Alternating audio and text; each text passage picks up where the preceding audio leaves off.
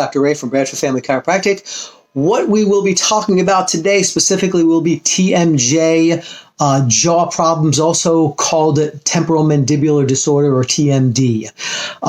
The symptoms related to TMD or TMJ disorder will involve clicking or popping, what we call crepitus in the jaw region. Sometimes also clicking in the ear could be associated with TMJ problems. Pain in the jaw in this region specifically, or even pain in the ear that's not attributable to an ear infection or any other type of ear disorder, are also kind of in that wheelhouse of the symptomatology of TMJ. Headaches are often considered part of the TMJ formula of problems, and the headaches are usually going to be up around the hairline, right over the ear in the temporalis muscle region. TMJ or TMD disorder is fairly common. Estimates are anywhere between 3% of the population, upwards of 12% of the population are going to have problems any given point throughout the year. So in my office, we're going to see maybe 5-10% of our population coming in here are complaining about jaw pain. In a lifetime, studies of people in a lifetime say anywhere between 10% and 70% of the average population are going to have problems with TMJ. So what we're going to be talking about in later videos will probably serve you or give you a little good heads up in case this shows up later in life. Other things we know about TMJ, has more of a prevalence for females than males, somewhere between 3 to 5 times more associated with women than men. I'm not sure if the science really has any idea on why, but that's just what the science tells us.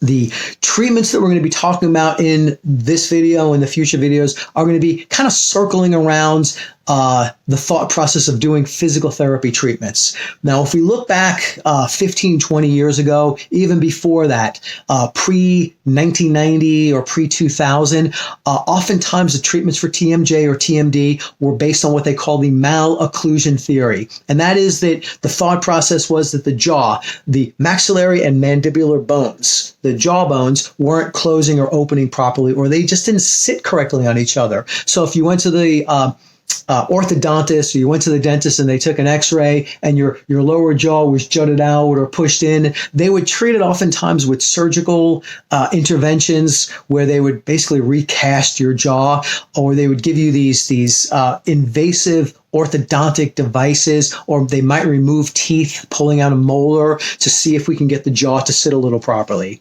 Now, at about the year 2000 and up until present day, most of the thought processes, this malocclusion theory is kind of rare. So it still happens at times where every once in a while, but the estimates are maybe 3 to 5% of TMJ problems are caused by this big problem with your jaw. Oftentimes, the vast majority of treatments for TMJ are going to be considered conservative treatments to start with, and they tend to be fairly successful. Now, these treatments, these physical therapy treatments that we're going to apply are going to include things like manual therapies and forms of manual therapy for the average layperson. These are the terms we're going to call it. They would be these activities to either mobilize or to manipulate the jaw muscles and joints, or the muscles and joints of the neck, because the current literature says that a lot of neck problems are often related to jaw problems and vice versa. So oftentimes when we apply the therapies, the mobilization, and for chiropractic patients, that means getting the jaw adjusted or the neck adjusted. For PT patients, that might mean what they call joint mobilization, and PTs are doing that as well. Osteopaths might do it as well. So one of the primary treatments we have for this manipulation, very successful as far as TMJ treatments. Other types of therapies they might do will be considered therapeutic exercises, where they'd be strengthening exercises and stretching and range of motion exercises for the jaw. Now, obviously, we can't lift weights with the jaw, so we might do isometric exercises, and we'll go into these in a later video. Other types of therapies they do in the physical therapy arena would be electrotherapies, and that might be electric stim applied either to the cervical region or to the jaw region. Ultrasound also proven to be very helpful. If we kind of go to more recent studies, the most recent study I'm aware of, 2016, this is in the Journal of Physical Therapeutics, a fairly large study about the physical therapy treatments for TMJ. Here's what they found. Physical therapy itself was reported to be very helpful in upwards of 72% of the respondents to the survey. Of those respondents that said physical therapy was helpful, they said that these jaw exercises and these neck exercises and the manipulations of the jaw and neck regions, 79% of them said that that was really helpful. So again, the thought process of getting your neck adjusted is really not that crazy of a thought. Adding to it exercises and stretches to those regions, 79% of the time, that's going to be successful just in that of itself.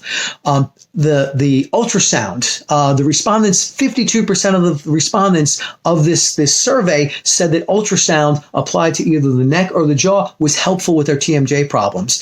So if you don't have the ultrasound at home, chiropractors have them, PTs have them, fairly easy, fairly common, simple to get exposed to. Other types of treatments for it, what they considered massage therapy or manual therapies.